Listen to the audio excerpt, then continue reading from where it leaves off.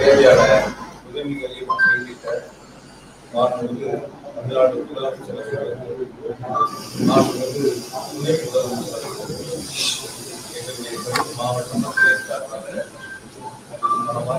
Sound கம்மி பண்ணுங்க. அதே போல இந்த நேர சம்பவத்தில்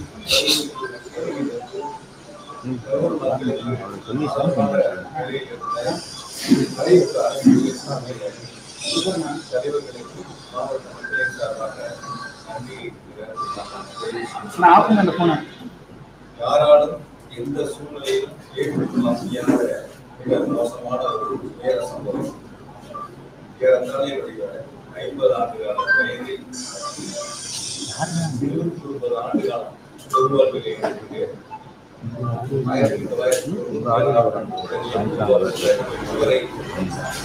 மக்களோடு அவர்களுக்கு தேவையான அத்துணை திட்டங்களையும் மாணவ செல்வம் தொடங்கி அனைவருக்குமான ஒரு பொது நபராக மக்களுக்கு அன்பையும் மதிப்பையும் பெற்று ஒரு சிறப்பான பணிகளை முன்னெடுக்கக்கூடிய அந்த வேலையை நம்முடைய கரூர் மாவட்டத்தில் ஒரு துயர சம்பவம் வரை நடந்திராத ஒரு துயர சம்பவமாக நடத்திருக்கின்றன. எனவே இனி வரக்கூடிய நாட்களில் இது போன்ற ஒரு துயர சம்பவம் கரூர் மாவட்டத்தில்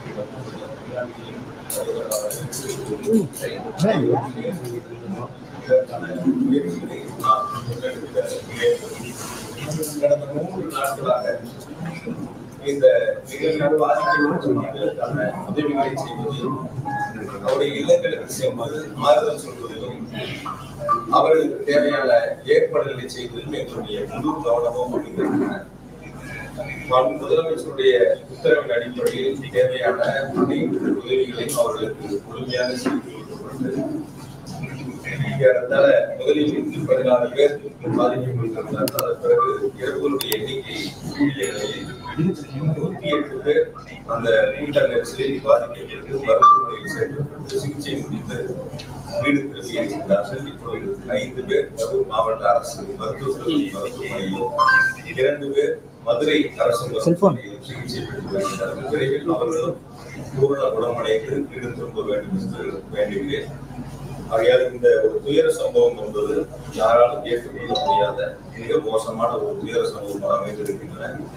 எனவே இந்த நிகழ்வில் கட்சிகள் பார்க்காமல் இயக்கங்கள் பார்க்காமல் அனைவரும் ஒன்று சேர்ந்து அந்த மக்களுக்கு உதவிய தருணமாக அவர்களுக்கு தேவையான இவற்றை செய்த ஒரு நிகழ்வாக அமைந்திருக்கின்றன. இது போன்ற ஒரு துயர சம்பவம் இனி எந்த காலத்திலும் எந்த சூழ்நிலையிலும் எந்த மாவட்டங்களிலும் நம்முடைய தமிழ்நாட்டில் நடந்திடக்கூடாது.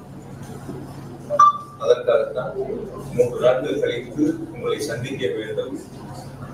துயர சம்பவங்களில் இறந்தவர்களுக்கு இரங்கலையும் பாதிக்கப்பட்டவர்களுக்கு தேவையான உதவிகளையும் செய்து அவர்கள் பூரண குணமடைந்து இல்லம் திரும்ப வேண்டும் என்பதற்காகத்தான் இந்த பத்திரிகையாளர் சந்திப்பை நாங்கள் ஏற்பாடு செய்தோம்.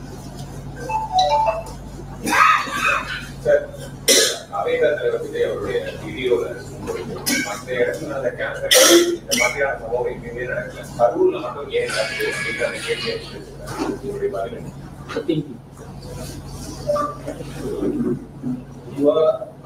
அரசியலா பார்க்க விரும்பல, மனிதாபிமானத்தோட என்னை பொறுத்த வரைக்கும் கரூர்ல மொத்தம் 41 பேர் இறந்ததுல 31 பேர் கரூரும் 27 குடும்பங்களை சார்ந்தவங்க. ஒவ்வொரு வகையிலும் நான் நேரடியா அந்த குடும்பத்தோட தொடர்புள்ளவன். தொடர்ந்து ஒவ்வொரு குடும்பங்களோடும் நேரடியா நாங்கள் தொடர்புல இருக்க முடியலுங்க. நேற்று ஒரு இல்லத்திற்கு இரங்கல் சொல்றதுக்காக போயிருந்தோம். அந்த தம்பி சனிக்கிழமை இந்த கூட்டம், ஞாயிற்றுக்கிழமை பெண் பார்க்க போகக்கூடிய தம்பி. டிசம்பர் மாசம் அந்த தம்பிக்கு திரும்பணும். அவர் குடும்பத்துல ஒரு கோரிக்கை தேவை இருந்தப்ப என்னை சந்திச்சிருக்காங்கன்னா அவங்களுக்கான தேவைகளை ஏற்பாடு பண்ணி கொடுத்துருக்கேன். அந்த தம்பி எங்களுடைய முப்பெரும்பாலே அந்த தம்பி பங்கெடுத்திருக்காங்க. நாங்க வேடிக்கை பார்க்கதான் அந்த தம்பி போனாங்க. அந்த வீட்டுல இருக்கிறவங்க அவங்களுடைய நண்பர்கள் அந்த இடங்கள்ல கருத்துல போயிருந்தாங்க. ஒரு அரசியல் நிகழ்வாக இவங்க பண்ணாங்க, அவங்க பண்ணாங்க, இவங்க மேல குற்றச்சாட்டு, அவங்க மேல குற்றச்சாட்டு, அது போன்ற கருத்துக்களை நம்ம முன்னெடுக்காம இனி வரக்கூடிய நாட்கள் இது மாதிரி ஒரு துயர சம்பவம் இருக்கக்கூடாது. ஒரு குடும்பத்திலையும் நேரடியா அவங்களோட பங்கெடுத்திருக்கிறோம். அவங்களோட அந்த நட்பு மொழியில நம்ம இருக்கிறோம். அந்த துயர சம்பவங்கள் என்பது யாரும் 1.5 வயசு குழந்தை, 3 வயசு குழந்தை, 5 வயசு குழந்தை, இது மாதிரி இருக்கக்கூடிய ஒரு சூழல்ல ஒரு அரசியலா இது யாரும் பார்த்துட வேண்டாம். அரசியல் களத்துக்கு நம்ம அதுல போயிட வேண்டாம். வரக்கூடிய நாட்கள்ல இது மாதிரி எந்த அரசியல் கட்சியினுடைய கூட்டமா இருந்தாலும் இது போன்ற நிகழ்வு இல்லாத அளவிற்கு அது ஒன்று சேர்ந்து செய்ய வேண்டிய ஒரு பணி. முக்கியமாக அந்த இடம் வந்து ஒரு நெரிசலான பகுதி. அந்த இடத்துல எப்படி கொடுத்தாங்க காவல்துறை வந்து திருச்சியில இருந்து நீங்களும் இங்க வருகை இருக்கிறீங்க. நிறைய பல ஆண்டுகளா நீங்க தொடர்ந்து இந்த பணியில இருக்கிறீங்க. அவங்க கேட்ட இடங்கள் வந்து முதல்ல லைட் ஹவுஸ், அதுல எவ்வளவு பேர் நிக்கலாம் நீங்க சொல்லுங்க. லைட் ஹவுஸ் ஜங்ஷன்ல அது ஒரு டர்னிங் பாயிண்ட், அந்த இடத்துல திரும்புற இடம் தான். அந்த திரும்புற இடங்கள்ல அந்த லைட் ஹவுஸ் காரணத்துல எவ்வளவு பேர் நிக்க முடியும் பத்திரிகையாளர் நீங்க தான் சொல்லணும். மேலும் முக்கியமா பேருந்துகளுக்கு அதே மாதிரி அடுத்து கேட்டது உழவர் சந்தை. உழவர் சந்தையில எவ்வளவு பேர் நிக்க முடியும் நீங்க பாருங்க. உங்களுக்கே தெரியும் இருக்கக்கூடிய எல்லா பத்திரிகையாளருக்கும் உழவர் சந்தையில எவ்வளவு பேர் கூட்டம் நிக்க முடியும், லைட் ஹவுஸ் காரணத்துல எவ்வளவு பேர் நிக்க முடியுங்கிறது உங்களுக்கு நல்லா தெரியும். பார்த்துட்டு அதுக்கப்புறம் வேலுசாமிபுரத்துல எவ்வளவு பேர் நிக்க முடியுங்கிறத பாருங்க. இந்த 3 இடங்கள்ல எது அதிகமான நபர்கள் நிற்க முடியும், எது அதிகமான நபர்கள் கலந்து கொள்ள முடியும், பொதுமக்களுக்கு எந்தவித போக்குவரத்து இடையூறு இல்லாம எந்த இடங்கள்ல அந்த கூட்டம் நடந்தா மக்களுக்கு சிரமம் இல்லாம இருக்குங்கிறது நீங்களே ஒரு கணம் சிந்திச்சு பாருங்க. லைட் ஹவுஸ் காரணம் கொடுத்திருந்தா ஒரு கால் பக்கத்துல அமராவதியாக இருக்கு, இந்த பக்கம் பெட்ரோல் பங்க் இருக்கு, அது ஒரு திரும்புற இடம், நகரை விட்டு வெளியே போற இடத்துல திரும்புற இடங்கள். அந்த இடங்கள் அது சந்திப்பு இருந்தா ஒட்டு மொத்தமா மாநகரம் முழுக்க ஒரு போக்குவரத்து நெரிசல் ஏற்பட்டிருக்கும். எனக்கு தெரிஞ்ச வரைக்கும் அந்த இடத்துல இருந்திருந்தா ஒரு அதிகபட்சம் ஒரு 7000 பேர் நிக்கலாம், 5000 ஒரு 7000 பேர் நிக்கலாம். நீங்க உழவர் சந்தை கொடுத்திருந்தா ஒரு 3000 ஒரு 5000 பேர் நிக்கலாம். சேர் போட்டாலும் நம்ம அந்த இடத்துல ஒரு 2000 சேர் தான் போடுறோம். அது மாதிரிதான் கூட்டங்கள் ஏற்பாடு பண்ணோம். பொதுவா ஒரு அரசியல் கட்சி கூட்டம் நடத்துறதுங்கிறது நாங்க நடத்தும் போது 1000 பேர் கலந்துக்கிட்டா அதுக்கான இடத்தை தேர்வு செய்யணும், 5000 பேர் கலந்துக்கிட்டா 80 அடி ரோட்ல போடணும்னு முடிவெடுப்போம். அப்போ ஒரு அரசியல் கட்சி எவ்வளவு கூட்டங்கள் வருகிறதோ அந்த இடத்தை தேர்வு செய்ய வேண்டியது அரசியல் கட்சியுடைய கடமை. நாங்க இது வரைக்கும் அப்படிதான் பார்த்துருக்கோம். நாங்க 30 விழா நடத்தணும். இப்ப சொல்லிட்டு எங்களுடைய தலைவர் அவர்கள் வருகிறது சிறப்புரையாற்றினாங்க. அப்ப எவ்வளவு பேர் வருவாங்க? நாங்க ஒரு 2 லட்சம் பேர் 2 லட்சம் பேர் வருவாங்கன்னு எதிர்பார்த்தா 2 லட்சம் பேர் வந்தாங்க. அப்ப அந்த நிகழ்வு 2 லட்சம் பேர் வர்றாங்கன்னா அதற்கான வாகன நிறுத்துமிடம், அந்த கூட்டத்திற்கான அமர்ந்து கூட்டத்தை கேட்கக்கூடிய அளவிற்கான பிரச்சார இடங்கள், அந்த மாதிரி இடங்கள் நாங்க தனியார் இடத்தை தேர்வு பண்ணி அந்த இடத்துல அனுமதி கேட்டு வாங்கி அந்த இடங்கள் கூட்டங்கள் நடத்தணும். இப்ப வரக்கூடிய கூட்டங்கள் அந்த அரசியல் கட்சி எவ்வளவு கூட்டங்கள் என்பதை நாங்கள் தான் தீர்மானிக்கணும். அனுமதி கேட்கும் போது நாங்க 1000 பேர் கலந்துக்கிறேன்னு சொல்லுவதும் 2000 பேர் கலந்துக்கிறதும் ஓரளவுக்கு காவல்துறை அதை தீர்மானிக்கிறாங்க. எவ்வளவு பேர் வருவாங்கிறது தீர்மானிக்கிறாங்க. அதுக்கான பாதுகாப்பு காவல்துறை கொடுக்குறாங்க. அதப்ப நீங்க ஒரு 30 விழா நடத்தினா நீங்க எல்லாரும் அந்த கூட்டத்துக்கு வந்துருக்கீங்க. அங்க வரக்கூடிய குடிநீர் பாட்டில் தொடங்கி பிஸ்கட்ல இருந்து என்ன அவங்களுக்கு தேவையோ, ஒரு வேலை யாராவது சுகர்ல இருந்தா கூட அவங்களுக்கு தேவையான வசதி ஏற்பாடு செய்யப்பட்டதை நீங்க பாத்தீங்க. நான் குறையா சொல்லுங்க, தயவுசெய்து யாருமே பத்திரிகைகளை குறைகளை எடுத்துக்கிறேன்னா நீங்க இதே வேலுசாமிபுரத்துல சம்பவம் அடுத்த நாள் பாத்தீங்க. எனக்கு தெரிஞ்சு ஒரு 1000-2000 செருப்புகள் அங்க இருக்கு. ஒரு எம்டி தண்ணி பாட்டில் தான் ஒண்ணு அதை தெரிஞ்சு நீங்க யாரும் பாருங்க. ஒரு குடிச்சா தண்ணி பாட்டில் எம்டி பாட்டில் கீழே தானே கிடக்கும், செருப்பு எப்படி கீழே கிடச்சா அதுதான் இருக்கும். வந்திருக்கக்கூடியவங்களுக்கு ஒரு குடிநீர் ஏற்பாடோ அவங்களுக்கு தேவையான ஒரு பிஸ்கட்டோ அவங்களுக்கு தேவையான வசதிகள் செய்வது அந்தந்த அரசியல் கட்சியினுடைய அவங்கதான் ஏற்பாடு செய்யணும். யாரு கூட்டம் நடத்துறாங்களோ அவங்கதான் ஏற்பாடு செய்யணும். இதை நான் குறைகளா சொல்லி திரும்பவும் சொல்றேன், அது குறைகளா சொல்லல. அவர்கள் அந்த இடத்துல அதை செய்திருக்க வேண்டும். தண்ணி வசதி தான் 11 மணிக்கு கூட்டம் அப்படின்னு சொல்றாங்க, இல்ல 12 மணிக்கு பேசுறதா பொதுச்செயலாளருடைய பேட்டி நீங்களே பத்திரிகையிலேயே தொலைக்காட்சியிலேயே போட்டுருக்கீங்க.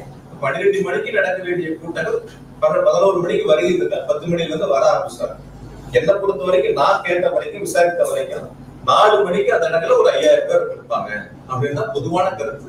சில பேர் உங்ககிட்ட கூட நானும் பேசினேன், எவ்வளவு பேர் இருக்காங்க கேட்கும்போது கூட நீங்க சொன்னீங்க 4000 ஒரு 5000 பேர். அப்ப அது குறித்த நேரத்துல அந்த கூட்டங்கள் நடந்திருந்தாலும் அல்லது 12 மணிக்கு சொல்லி ஒரு 4 மணிக்கு நடந்திருந்தாலும் இது போன்ற ஒரு அசம்பாதங்கள் நடந்திருக்காது அப்படிங்கிறது பொதுமக்களுடைய கருத்தா. கடை சனிக்கிழமை கரூர் சம்பள நாள், 5 மணிக்கு டெக்ஸ்ல வேலை முடிச்சு சம்பளம் வாங்கக்கூடியவங்க, வேலைக்கு போறவங்க, ஒரு பில்டிங் வேலைக்கு போறவங்க, கொத்தனார் சித்தால் வேலைக்கு போறவங்க கூட 5 மணி 6 மணிக்கு முடிச்சுட்டு சம்பளம் வாங்கிட்டு வீடுகளுக்கு செல்லக்கூடியவங்க அந்த இடத்துல பெருந்தரலா வருகிட்டு இருக்காங்க அப்படிங்கிறதா பொதுமக்களுடைய கருத்தா இருக்கு. ஆகவே அந்த ஏற்பாடுகள் என்பது காவல்துறை பாதுகாப்பு கொடுக்கும், அரசு கேட்கக்கூடிய இடங்கள் கொடுக்கும். நான் இன்னும் கூட கொஞ்சம் நீங்க வெளிப்படையா பிராக்டிகலா பத்திரிகையாளர்கள் நீங்க இது மக்களுக்கு சொல்ல வேண்டிய கடமை போயிட்டு இருக்கு. இப்ப அரசு கொடுக்க வேண்டிய இடங்கள் எவ்வளவு, எந்தெந்த இடங்கள், அந்த இடங்கள்ல கேட்கும் போது அரசு கொடுக்குது. கூட அரசியலா கூட சில நேரங்கள் எடுத்துக்கிறாங்க. இந்த இடங்கள் கேட்டா கொடுக்கல, அந்த இடங்கள் கேட்டா கொடுக்கல அப்படின்னு சொல்ல அரசு அது ஒரு அரசியலா பண்ண ஆரம்பிக்கிறாங்க. அப்ப கேட்கக்கூடிய இடங்கள் நம்மளுடைய தலைவர் பேசக்கூடிய வரக்கூடிய மக்களுக்கு போதுமான இடமா யார் தீர்மானிக்கும்? அந்த அரசியல் கட்சிகள் தான் தீர்மானிக்கும். இப்ப நாங்க தீர்மானிக்கிற 32 லட்சம் பேர் வந்தாங்கன்னா இந்த இடம் போதுமானது தனியார் இடத்துக்கு போறோம். அது மாதிரி அந்த அரசியல் கட்சிகள் தான் இடங்களை தேர்வு செய்கின்ற பொழுது இந்த இடம் சரியா வருமா? அரசாங்கத்துல இருக்கக்கூடிய காலி இடங்கள்ல ஏற்கனவே அனைத்து கட்சி கூட்டம் போட்டு அந்த கூட்டத்துல தீர்மானிக்கப்பட்ட 11 இடங்கள்ல அனுமதிக்கப்பட்ட இடங்கள்ல அனுமதி கேட்பது கொடுக்குறாங்க. அதனால இது குறைகளாக நான் சொல்லல, குற்றச்சாட்டுகளா சொல்ல. இனி வரக்கூடிய நாட்களையாவது இந்த எல்லா அரசியல் இயக்கங்களுமே இது போன்ற தவறுகள் வராத அளவிற்கு சரி செய்து கொள்ளலாம். மாற்று கட்சியினர் கூட்டத்துக்கு வந்துட்டாங்க அப்படின்னு சொல்லிட்டு குற்றச்சாட்டு வைக்கிறது. செருப்புலாம் எப்படி வீசுவாங்க தலைவர் மேல? ஜெனரேட்டரை யார் ஆஃப் பண்ணுவாங்க? மின்சாரம் துண்டிக்கப்பட்டது. முக்கியமா ஆபாச வார்த்தைகள்லாம் நிறைய ஆடியோ எல்லாம் வருது. அப்படி ஒரு மாதிரி மாற்று கட்சியினர் புகுத்தப்பட்டாங்க. எல்லா தொலைக்காட்சிகளும் லைவ்ல வச்சிருக்காங்க. ஆங்கில தொலைக்காட்சிகள், தமிழ் தொலைக்காட்சிகள் உட்பட எல்லா லைவ்ல இருக்கு. சில சோசியல் மீடியாவும் யூடியூப் சேனல் வரைக்கும் எல்லாரும் லைவ்ல இருக்கு. அப்படி ஒரு சம்பவங்கள் அங்க இருந்திருந்தா உங்க கண்ணுல உங்க லைவ்ல எதுவும் படாம இருந்திருக்குமா? வெளிப்படையா பேசுங்க. அதாவது ஒரு அரசியல் கருத்துக்காக ஒருத்தர் கேட்கக்கூடிய கேள்வி இன்னொரு இடத்துல கேட்கறது, நான் சொல்ற பதிலுக்கு இன்னொரு இடத்துல கேள்வி இருக்கிறது இல்லாம இது 41 பேர் இறப்பு சம்பந்தப்பட்ட ஒரு நிகழ்வு. பொதுவா ஒரு 100க்கும் மேற்பட்டோர் பாதிக்கப்பட்ட ஒரு நிகழ்வு, ஒரு துயர சம்பவம். அப்ப நம்ம நாட்டு மக்களுக்கு எந்த இடங்கள்ல தவறு இருக்குன்னு சொல்ல வேண்டிய கடமை பத்திரிகை தொலைக்காட்சியிலே இருக்கு. இப்ப நீங்க எல்லாரும் அந்த இடத்துல லைவ் வச்சிருக்கும் போது ஜெனரேட்டர் ரூம்ல போய் யார் ஆஃப் பண்ணிருப்பாங்க? அந்த இடத்துல நடக்கக்கூடிய இடங்கள்ல அப்படி இருக்கக்கூடிய ஒரு 10,000 பேர், 15,000 பேர், 20,000 பேர், 25,000 பேர் இருக்கணும். அவ்வளவு பெரிய கூட்டங்களுக்குள்ள போய் நீங்க சொல்ற மாதிரி ஒருத்தரோ 5 பேரோ 10 பேர் அது மாதிரி ஒரு அசாதாரண சூழ்நிலை உருவாக்க முடியுமா? பிராக்டிகலா யோசிப்பாங்க. இப்ப நீங்க இப்போ ஒரு 30 பேருக்கு 50 பேர் பத்திரிகையாளர் இருக்கீங்க. ஒருத்தரோ 2 பேரோ ஒரு தவறான ஒருத்தர் உள்ள உங்ககிட்ட ஒரு கருத்தை பண்ணாருன்னா நீங்க அதை அனுமதிப்பீங்களா? பொதுவான ஒரு கேள்வி கேட்கணும். எப்படி அனுமதிப்பாங்க? அந்த இடத்துல இருக்கக்கூடிய அவருடைய தொண்டர்கள் அந்த இடத்துல இருக்காங்க, அந்த கட்சியை சார்ந்தவங்க அங்க இருக்காங்க. யார் அந்த இடங்கள்ல அது போன்ற ஒரு விஷமத்தனமான பிரச்சனையில ஈடுபடுறாங்களோ அப்ப அவங்க அந்த இடத்துல கேட்பாங்கல்ல, அந்த இடத்துல இருப்பாங்கல்ல.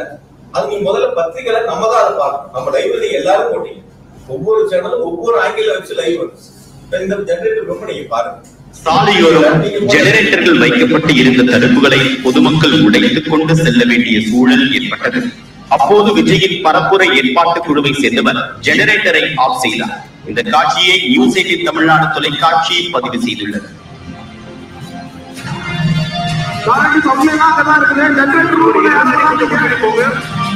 கொஞ்சம் முன்னாடி போலாம்.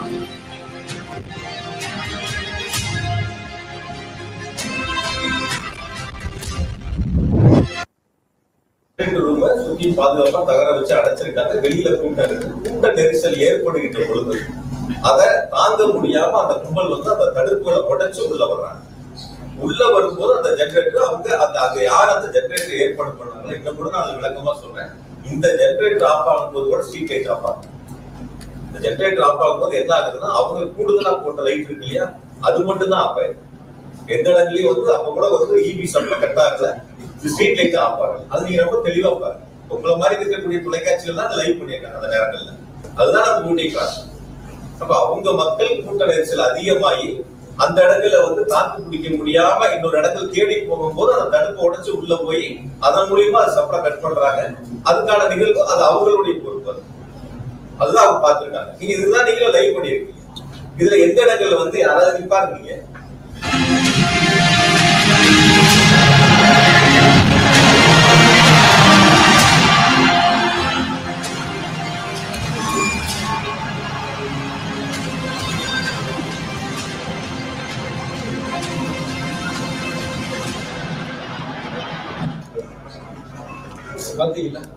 அந்த கட்சியோட தலைவர் மேல செருப்பு வீசுவது அதுவும் அவர் சொல்லியிருக்காரு. இதுவரைக்கும் 5 இடத்துல இது போன்ற நிகழ்வுகள்லாம் ஏற்படாது. அந்த வீடியோ அதாவது நான் பார்த்தவரை, நான் கேள்விப்பட்டவரை, அவர்களுடைய எல்லா தொலைக்காட்சியிலையும் வந்த செய்திகளை பார்த்து என்னிடம் சொன்னவரை பாதிக்கப்பட்ட தம்பிகள் இருக்காங்க. பாதிக்கப்பட்ட ஒரு தம்பி தலையில கையை வச்சு கையை நீட்டி தனக்கான உதவிகளை கேட்கிறாங்க. அதை நீங்க பார்த்திருக்கீங்க. ஒரு தம்பி தண்ணி பாட்டில் உட்பட கீழே கேட்கிறாங்க. அதை தொடர்ந்து பேச்சு போயிட்டு தன்னுடைய கவனத்தை ஈர்ப்பதற்காக அது போன்ற சம்பவங்கள் பேச்சினுடைய துவக்கத்திலேயே இருக்கு. அந்த சம்பவங்கள் நடந்து சிலருடைய கொஞ்ச நேரங்கள்ல தான் தண்ணி பாட்டில் அவங்களே எடுத்து கொடுக்குறாங்க. கேட்டப்ப அவங்களுடைய கவனங்கள் போகல. அதன் பிறகு ஒருத்தர் போய் சொல்லிதான் தண்ணி பாட்டில் அதுக்கப்புறம் எடுத்து கொடுக்குறாங்க. அது நீங்க பார்த்திருப்பீங்க. அந்த நீங்க அந்த லைவ்லயும் பாத்தீங்க, சில சேனல்கள் அந்த லைவும் போட்டிருக்கீங்க. அதோட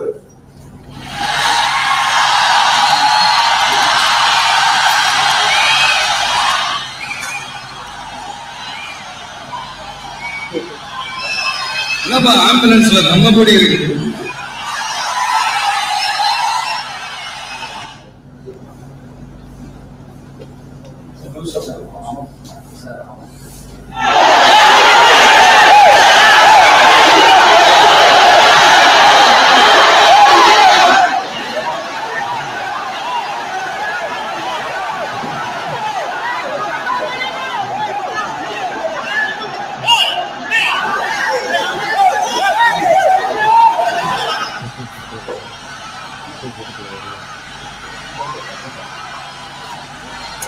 கொஞ்சம் கொஞ்சம் வழி விட்டு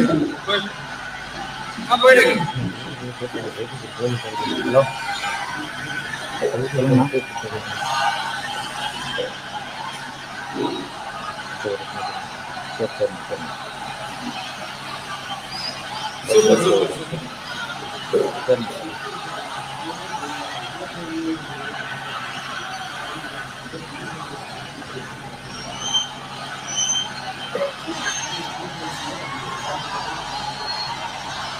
சொல்லுங்க சார். ஓகே ஓகே என்னப்பா ஆம்புலன்ஸ்ல நம்ம கூடி இருக்கு.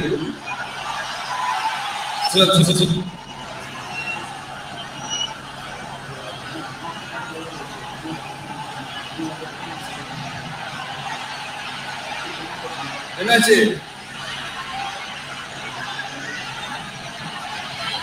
தண்ணி கொடுங்கப்பா. தண்ணி பாட்டில் தண்ணி பாட்டில்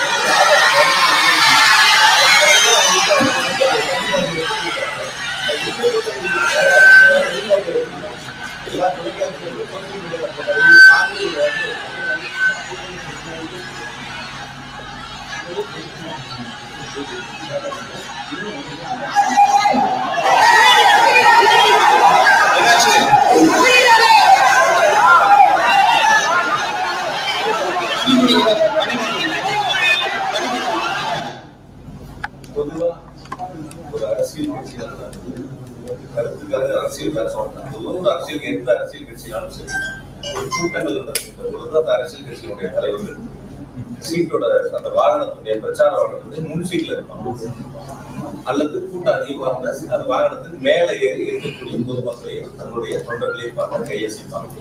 ஆனா இந்த கூட்டத்தில் நடந்தது நீங்க எல்லாருமே லைவ் பண்ணீங்க. ஏறத்தாழ கூட்டத்துக்கு ஒரு 500 மீட்டருக்கு முன்னாடியே வாகனத்துக்கு ஸ்ட்ரீட் போட்டாச்சு, லைட்டா பண்ணி முன்சீட்ல தான் எல்லாரும் உட்காருவாங்க, கையசிப்பாங்க, மேல இருந்து கையசிப்பாங்க. இது வழக்கமான அரசியல் தலைவர்கள் செய்யக்கூடிய ஒரு நிகழ்வு. ஆனா இது அது நேர்மாறா வந்து அந்த 500 மீட்டருக்கும் ஏறத்தாழ அந்த வாகனத்துக்கு செல்வதற்கு 1 மணி நேரம் 1 மணி நேரம் அதை கடந்து செல்வதற்கான சூழல் உருவாயிடும். அந்த இடங்கள்ல கூட எனக்கு சொன்ன வரைக்கும் காவல்துறை வந்து கூட்ட நெரிசல் அதிகமா இருக்கு. கொஞ்சம் முன்னாடியே வாகனத்துல முன்பகுதியில நின்று அங்க இருந்து நம்ம திருக்கம்பி ரவுண்டானால இருந்து கையெழுத்திருந்தாலோ அல்லது மேல இருந்து கையெழுத்திருந்தாலோ அந்த இடங்கள்ல இது போன்ற கூட்ட நெரிசல் வந்திருக்காது அப்படிங்கிறது பொதுவான மக்களுடைய கருத்து. ஆக எல்லா இருக்கக்கூடிய மக்களும் கூட்ட இடத்திற்கு வர வேண்டும் என்பதற்காகவே இது போன்ற ஒரு நிகழ்வு ஏற்பட்டதா என்பது பொதுமக்களுடைய ஒரு சந்தேகமா. தன்னை பார்க்க வேண்டிய எல்லாரும் பொதுமக்கள் அந்த பொதுக்கூட்டம் நடக்கக்கூடிய இடங்களுக்கு வந்தாதான் சரியா இருக்கும். அது வரைக்கும் முன்சீட்ல இருக்கக்கூடியவங்க அந்த கூட்டத்துக்கு 500 மீட்டருக்கு முன்னாடி ஏன் வந்து வண்டிக்கு வாகனத்துக்கு உள்ள போகணும், ஸ்பீட் போகணும், லைட் ஆஃப் பண்ணணும்? இது ஒரு பொதுவான எதிர்மறையான கேள்விகள் இருக்கு. நான் இருக்கக்கூடிய பத்திரிகையாளர் எல்லாத்துக்கும் தொடர்ச்சியா எங்களுடைய இயக்கத்தின் சார்பில் பத்திரிகையாளர் சந்திப்பு நடத்தினாலும் இது மாதிரி கேள்விகள் தெரியும். சோசியல் மீடியால இது போன்ற கேள்விகள் இருக்கு.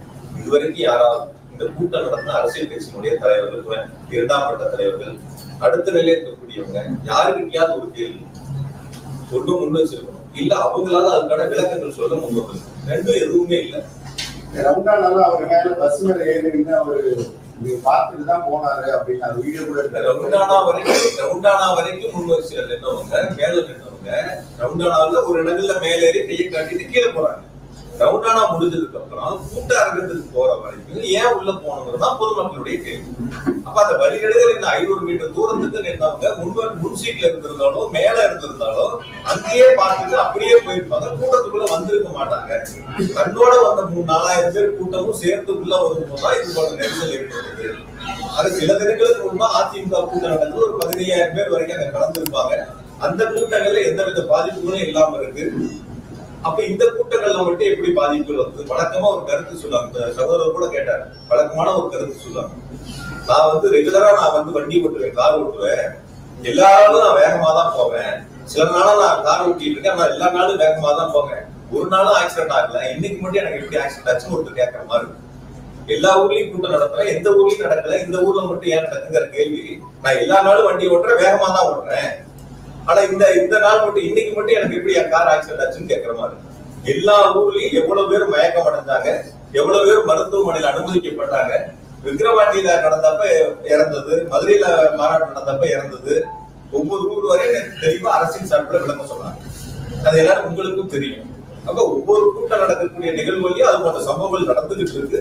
அதற்கு பிறகாவது சரி செய்யக்கூடிய ஒரு சூழலை உருவாக்கி இருக்கணும். அது உருவாக்காம இருந்திருக்காங்க. இனி வரக்கூடிய நாட்களையாவது அது சரி செய்யும். தாலியத்தான் அதை செய்யல. ஆனா காவல்துறையினர் இவ்வளவு கூட்டம் அதிகமா வந்து அந்த இடத்துல அவ்வளவு சதுர கிலோமீட்டர் கடற்கொள்ளதான் இருக்கு. கூட்டத்தை தடுத்துருக்கலாம், யாரும் பண்ணலன்னு அவங்களும் குற்றச்சாட்டு தெரிவிக்கிறாங்க. எல்லாரோட கேள்வியும் அதான்.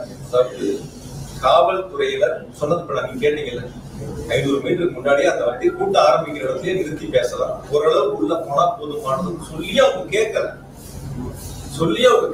நீங்க அந்த இடங்கள் வரைக்கும் போகணுங்கிறத உள்ள போயே தீரணுங்கிறதுல அவங்க உறுதியா இருக்கும்போது காவல்துறை சொல்லி அவங்க கேட்கல. கேட்டிருந்தா இது ஒரு சம்பவங்கள் வந்திருக்காது. காவல்துறையினுடைய எந்த பேச்சையும் அவங்க கேட்காம வச்சிருந்தா நான் இன்னும் கூட கொஞ்சம் சொல்றேன். விசாரணை இருக்கு, விசாரணை கமிஷன் விசாரிச்சுட்டு இருக்காங்க. முழுசா நான் இது சம்பந்தமான கருத்துக்கள் சொன்னா விசாரணை கமிஷனுடைய அந்த விசாரணை என்பது பாதிப்பு உள்ளாகும். அதனால இது சம்பந்தப்பட்டது விசாரணை கமிஷன் முடியும். தெளிவா அவருடைய விசாரணையில் என்னங்கிறது முழுசா தெரிய வரும். அதனால அது சம்பந்தமான கருத்துக்களை சொல்றேன். விஜய் கூட நேற்று எங்கிட்ட பேசும்போது ஒரு பத்திரிகையாளர் நான் இடையில கட்சியில சந்திக்கும் போது ஒரு கருத்தை சொன்னாங்க. பேசும்போது உங்க பெயரை சொல்லும் போது அல்லது உங்களுடைய பத்தி பாட்டு பாடும் போது செருப்பு வீச்சு வந்துச்சுன்னா, அந்த மாதிரி ஒரு பாட்டு பாடும் போது ஒரு செருப்பு வீச்சு வந்துச்சுன்னா, நீங்க எல்லாரும் அந்த வீடியோ கூட பாத்தீங்க. எத்தனை மணிக்கு மொத்தம் பேர் மேடையில நின்று அந்த வாகனத்துல மேல நின்று இருந்தது 19 நிமிஷம். அந்த வாகனத்துக்கு மேல இருந்து சைடு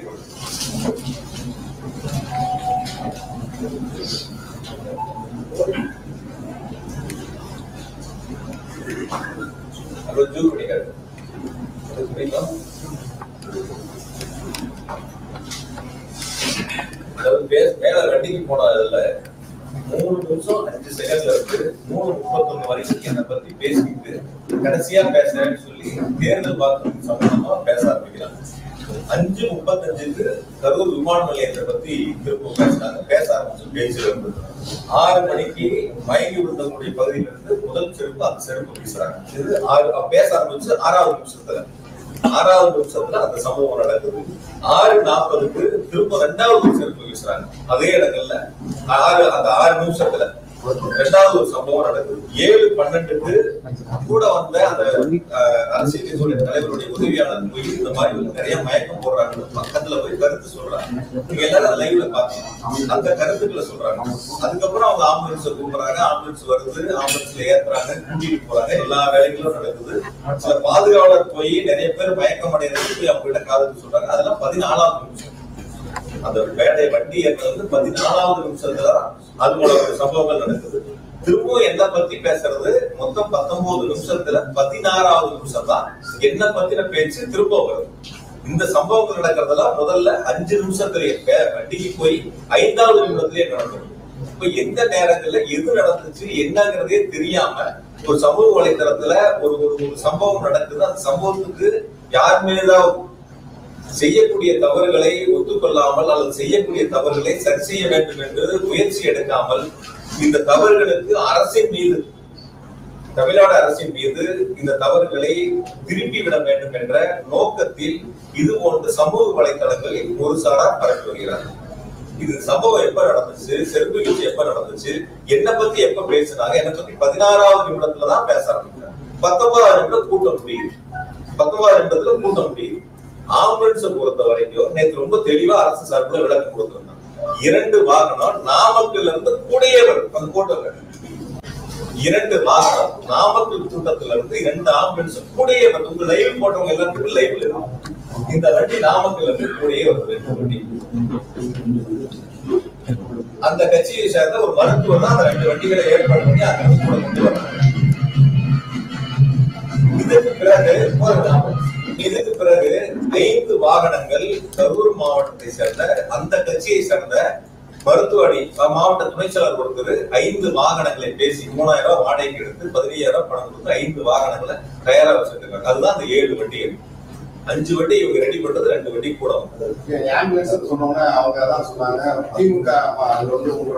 எந்த இடங்களில் யாராவது ஒருத்தர் நான் கூட சங்கடங்கள் பண்ண எங்க நிர்வாகிகள் மேல எந்த இடங்கள் அந்த தவறு நடந்துச்சுன்னா மருத்துவமனையில பிரேத பரிசோதனை முடிஞ்சு போகும்போது அந்த மருத்துவமனையை சேர்ந்த ஒரு சகோதரர் அந்த தவறு பண்ணாங்க. எந்த இடங்களில் கூட்டம் நடந்த இடங்கள்ல எங்களுடைய ஆம்புலன்ஸ் வாகனங்கள் எதுவுமே போகும். முதல் கால் பண்றது மாற்று பாட்டில் வந்து மருத்துவக் கல்லூரியில நள்ளிரவுல கேட்கணும். அப்ப கடையில் அடைக்க நம்ம கிட்ட இருந்தது வெளியில இருந்த வரைக்கும் எடுத்துட்டாங்க. நம்ம கிட்ட இருந்தது கையில இருந்ததை கேட்கறாங்க, கொண்டு போய் கொடுக்கணும். அந்த உணவு வேணுங்கிறது கொண்டு போய் கொடுத்தோம். தனியார் மருத்துவமனையில சிகிச்சை பெற்றவர்களுக்கு கட்டணங்கள் நாங்கள் செலுத்தணும். என்ன உதவிகள் வேணுமோ நாங்கள் செலுத்தோம். இது அரசியலா பார்க்கணும். எங்க கட்சி எங்க தலைவர் சொல்லியிருக்காங்க, ஒரு அரசியல் தலைவர் வந்து பாதிக்கப்பட்ட பொதுமக்களா இருந்தாலும் தொண்டரா இருந்தாலும் எந்த உயிரிழப்பையும் ஏத்துக்க மாட்டாங்க. அதுதான் அரசியல் தலைவர்கள். அது மாதிரிதான் நாங்க எங்க தலைவர் வழியில தான் நாங்க போய் அவங்களுக்கு உதவி பண்ணணும். அப்படி குறை சொல்லக்கூடியவங்க அவங்க அதுக்கான ஏற்பாடுகளை செஞ்சிருக்கலாம். யாராவது குறை சொல்லி அரசியல் பேச நினைக்கிறவங்க அந்த வாட்டர் பாட்டில் ஏற்பாடு பண்ணிருக்கலாம். அவங்களுக்கு தேவையான உதவிகள் நான் செய்யற முன்னாடி நின்று நான் அவங்களுக்கு தேவையான உணவுகளை ஏற்பாடு பண்ணேன் யாராவது ஒருத்தர் சொல்லியிருக்கலாம். வெறுமனே வந்து பாக்குறங்கிறது ஒரு இதா இருக்கலாம். பட் அந்த மாதிரி குற்றச்சாட்டு சொல்லக்கூடியவங்க அவங்க அதுக்கான பணிகளை முன்னெடுத்து செஞ்சிருந்தாங்கன்னா அதுல நாங்களே அதை ஏற்றுக்கணும். அதுல எந்த விதமான மாற்று கருத்து இல்லை, எந்த விதமான சூழல் இல்லை. அதனால இந்த சம்பவங்களை பொறுத்தவரை நடைபெற்றது முதல் 5-6 நிமிடங்களுக்குள்ள என்ன பத்தி பேச ஆரம்பிச்சது 19வது நிமிடம். முதல்ல இதை பத்திரிகையாளருக்கு நீங்க தெளிவுபடுத்தி சமூக வலைதளங்கள்ல வர்றதுங்கிறது அரசியல் காழ்ப்புணர்ச்சியால பல்வேறு அரசியல் இயக்கங்களை சேர்ந்தவர்களை யார் மீதாவது பொய் சுமத்த வேண்டும் என்பதற்காக சொல்லக்கூடிய குற்றச்சாட்டு. ஆகையால் பத்திரிகையாளரும் தொலைக்காட்சிகளும் முதல்ல இந்த உண்மை நிலவரங்களை நீங்க தெரிஞ்சுக்க. இது எந்த வகையிலும் இது அரசியல் படுத்தக்கூடிய நிகழ்வு அல்ல.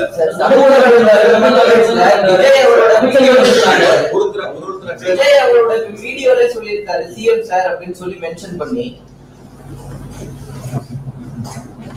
சிஎம் சார் மென்ஷன் பண்ணி அவர் சொல்றாரு அவரோட வீடியோ.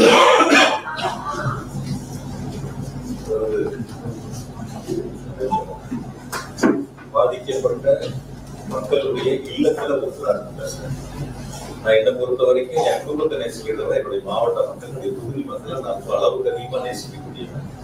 ரொம்ப அளவுக்கு அதிகமா அவங்க உண்மையா இருக்கணும்னு நான் நினைக்கக்கூடியவன்.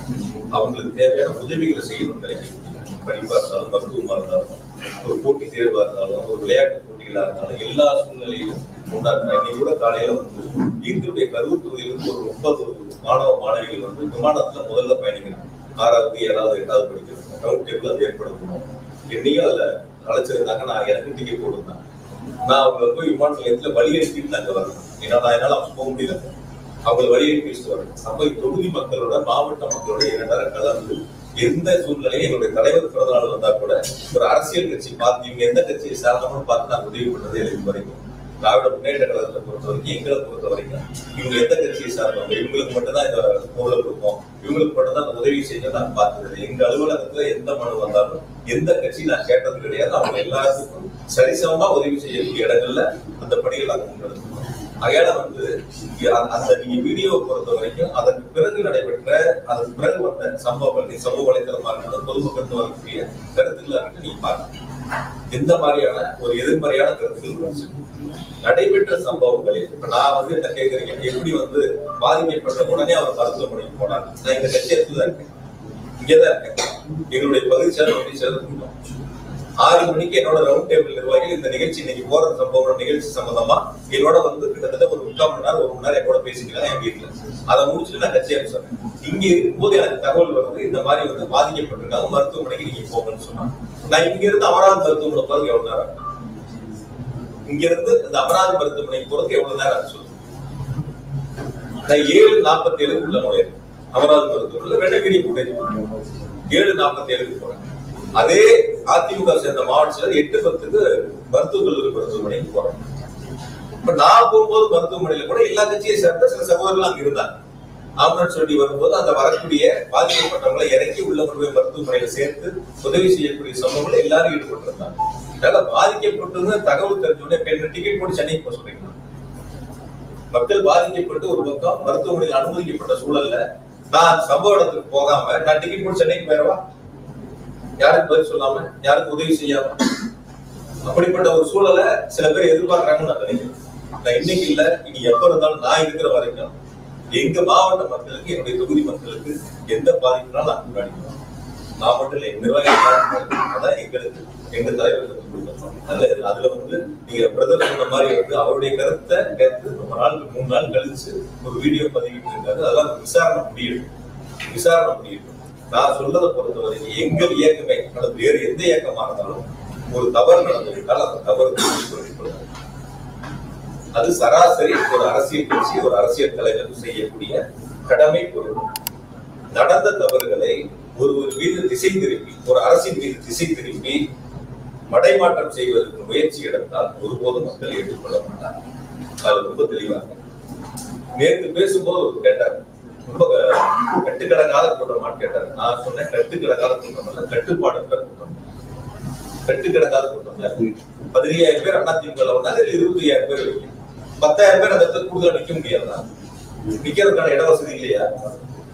ஒரு கட்டுப்பாடான கூட்டத்துக்கு கட்டுப்பாடற்ற கூட்டத்துக்கு வித்தியாசம். எந்த கட்சியினாலும் ஒரு கட்டுப்பாடு. ஒரு தலைவர் வர்றாங்கன்னா, எங்க தலைவர் வர்றாங்கன்னா அந்த வாகனத்துக்கு முன்னாடி எங்களுடைய 2ஆம் கட்ட தலைவர்கள் அல்லது அந்த மாவட்ட செயலர் வாகனத்துக்கு முன்னால் சென்று தொண்டர்களை ஒழுங்குபடுத்தி, பொதுமக்களை ஒழுங்குபடுத்தி நிற்க வைத்து, தலைவரை பார்க்க வைத்து அந்த பொதுக்கூட்டங்களில் பங்கு பெற செய்வாங்க. அது மாதிரி ஒரு சூழல் இதுல இருந்துச்சா? யாராவது பார்க்கல? யார் சொல்லியாவது யாராவது கேட்டாங்க? காவல்துறை சொல்லியாவது யாராவது கேட்டாங்க?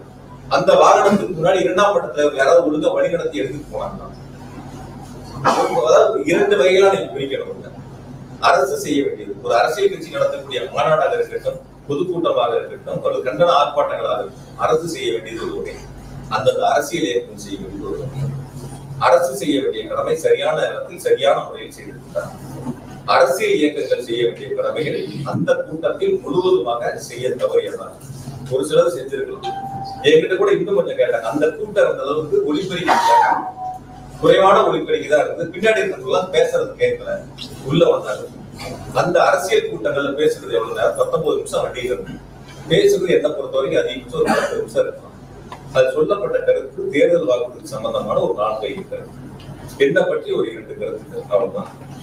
அதிகபட்சம் ஒரு 10 நிமிஷம் இருக்கும். எவ்வளவு நேரம் இருக்கும்? ஒரு 10ல இருந்து 12 நிமிஷம் இருக்கும். இதுதான் அந்த கூட்டங்களில் நடைபெற்ற பேச்சுக்கள். ஒரு அரசு செய்ய வேண்டிய கடமைகளை அரசு சரியாக செய்திருக்கிறது. நான் அப்படிதான் நினைக்கிறேன். எங்கிட்ட சொல்ல பகிர்ந்த மக்கள் அப்படிதான் சொன்னாங்க. அரசியல் இயக்கங்கள் செய்ய வேண்டிய கடமைகளை சரியாக செய்யும். அது என்ன பொறுத்த வரைக்கும் அந்த கூட்டங்கள்ல சரியா நடந்தது என்பதை நீங்க தான் பண்ணவர் கூட வந்து வேற ஒரு கருத்தை திணிக்க முயற்சிக்கிறாரு. பட் ஆனா வந்து அவர் அந்த கூட்டம் நடத்தின கட்சியை தான் சொல்றாரு. கூட்டம் நடத்தின கட்சி தான் வந்து சரியா ஏற்பாடு பண்ணலன்னு அவர் அந்த கருத்தை சொல்றாரு. ஆக எடுத்திருக்கக்கூடிய அந்த அவங்க உண்மை கண்டதுக்குள்ள அவங்க எடுக்கட்டும், கருத்துக்களை யாருனாலும் சொல்லி விசாரணை ஆணையத்தின் முன்பு அவங்களுடைய கருத்துக்களை சொல்லலாம். யாரு சைடு தவறு இருக்கு, என்ன தவறுகள் இருக்குங்கிறத அந்த விசாரணை ஆணையத்துக்கு முன்னாடி போய் அவங்க கருத்துக்கள் சொல்லட்டும். ஆணையம் இறுதியா முடிவெடுக்கும். இல்ல அரசியல் நான் சொல்லல, அரசியல் ரீதியான சொல்லலாம். அவங்களுடைய கருத்துக்களை அவங்க கேட்கறாங்க. கேட்ட 2-3 பேர்த்துக்கிட்ட எனக்கு பார்த்த ஒரு கருத்து, அவர் வந்து அந்த அரசியல் கட்சி சரியா செய்யலன்னு சொல்றாங்க. இன்னொருத்தர் வேறு விதமான கருத்துக்களை சொல்லி இருக்கலாம். அந்த கருத்துக்களை விசாரணை ஆணையத்தில் சொல்லும் போது அதற்கான ஆவணங்களை அவங்க கேட்கும்போது கொடுக்குறாங்கன்னு வச்சுக்கங்களேன். சரியா தவறான விசாரணை ஆணையம் தானே முடிவெடுக்கும். அதுல விசாரணை ஆணையத்தினுடைய இதுல நாங்க எதுவும் தலையிட முடியாது இல்ல. இப்ப நான் சொல்ற கருத்து அது சரியா இருக்காது இல்ல. அதனால அவங்க விசாரிக்கப்பட்ட உண்மையை கண்டறிவுக்குள்ள எங்கெல்லாம் போக வேண்டியதெல்லாம் போகாம விட்டாங்க. இங்க வந்திருக்காங்க, பரவாயில்ல, வரட்டும், சந்தோஷம், வரவேற்போம். அவங்களும் உண்மையை கண்டறிஞ்சு ஆணையத்திட்ட சொல்லட்டும், விசாரிக்கட்டும்.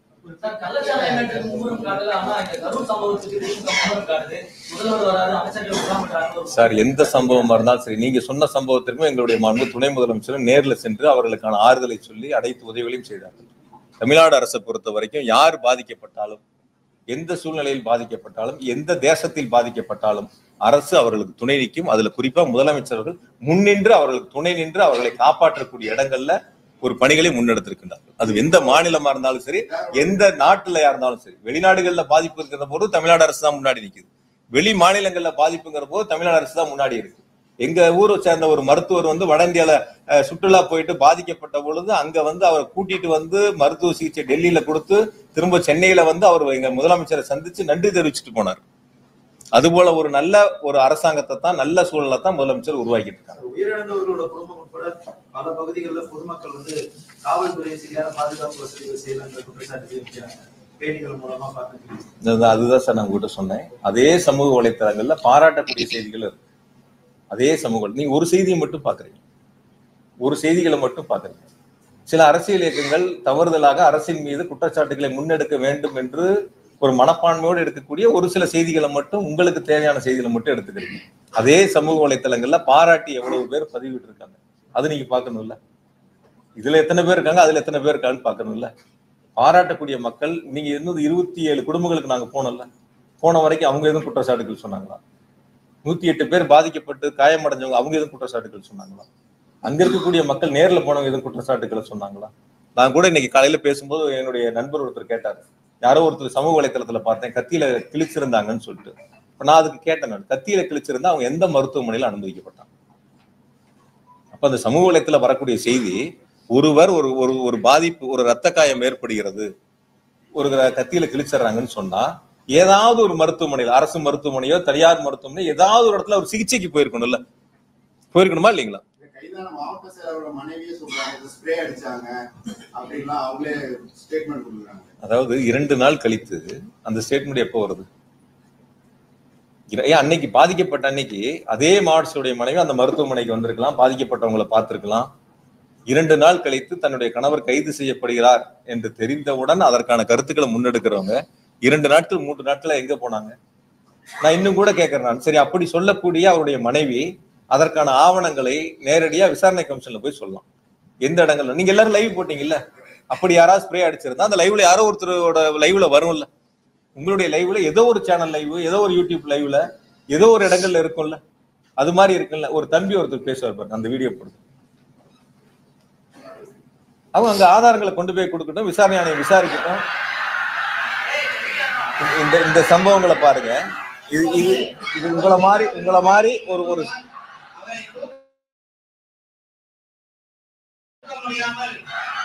கொண்டு வருகிறார்கள்.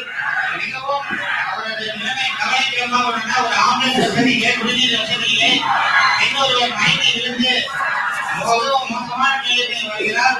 அவரை தூக்கி கொண்டு மிகவும் கஞ்சமான ஒரு நிலையில் கொண்டு செல்கிறார்கள். இன்னொருவர் மயங்கி விழுந்து மிகவும் மோசமான நிலையில் வருகிறார்.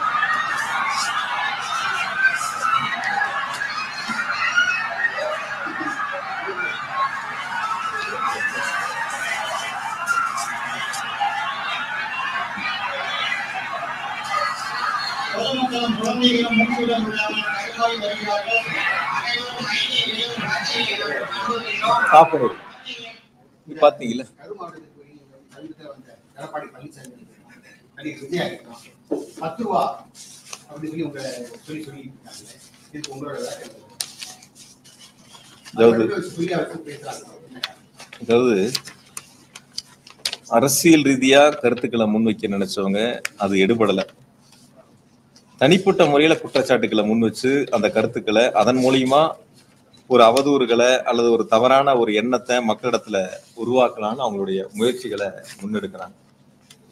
நான் பொதுவா இது அரசியல் இயக்கங்களுக்கு எல்லாத்துக்கும் சேர்ந்து பொதுவான ஒரு கருத்தை இருக்கக்கூடிய சூழல், இப்ப அந்த துறையில் இந்த இடத்துல இல்லை, இப்ப நான் அதுல இருந்து வெளில வந்திருக்கேன். இருந்தாலும் சொல்ல வேண்டியது என்னுடைய கடமை.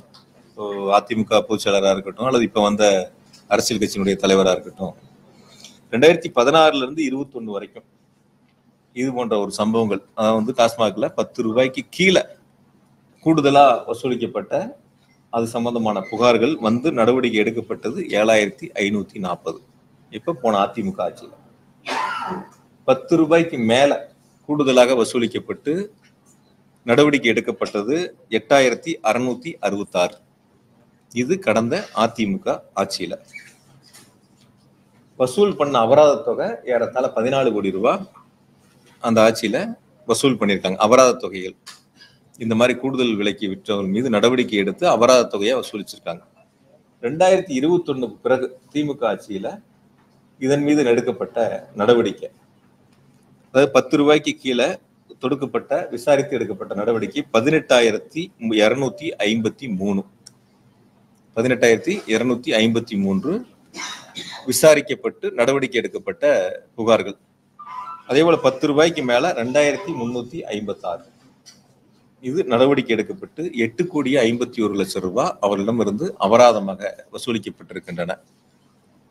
நான் கொஞ்சம் வெளிப்படையாவே உங்ககிட்ட சொல்றேன். நான் இப்ப இந்த 5 வருஷத்துல இது போன்ற புகார்கள் வருகின்ற பொழுது அந்த கூடுதல் தொகை ஒருவருக்கு செல்லுகிறது என்று சொன்னால், கடந்த 5 ஆண்டு அதிமுக ஆட்சியில் இது போன்று கூடுதலாக வசூலிக்கப்பட்ட தொகை எடப்பாடி பழனிசாமிக்கு சென்றது. அப்ப இன்று முதல் எடப்பாடி பழனிசாமி 10 ரூபாய் பழனிசாமி என்று அழைக்கப்படலாம். நான் யதார்த்தமா சொல்றேன். இதே சூழல் தான் கடந்த அதிமுக ஆட்சியில இருந்துச்சு. இதே போலதான் நடவடிக்கைகள் எடுக்கப்பட்டிருக்கு. அதை விட கடுமையான நடவடிக்கை இப்பொழுது எடுக்கப்பட்டிருக்கு. அவங்க எடுத்த விட 2 மடங்கு புகார்களுக்கு நடவடிக்கை எடுக்கப்பட்டு அபராதம் வசூலிக்கப்பட்டிருக்கு. அப்ப கடந்த ஆட்சியில் இருக்கப்பட்டது இப்ப நீங்க வசூல் பண்ணது ஒருத்தருக்கு போகுது அப்படின்னு நீங்க சொல்லி அவங்களுடைய பேச்சுக்கள் இருந்தால், அப்ப அவங்களுடைய கருத்து அவங்க ஆட்சியில் வசூலிக்கப்பட்டது அவருக்கு போயிருக்கு. அவர் அதை ஒத்துக்கணும்.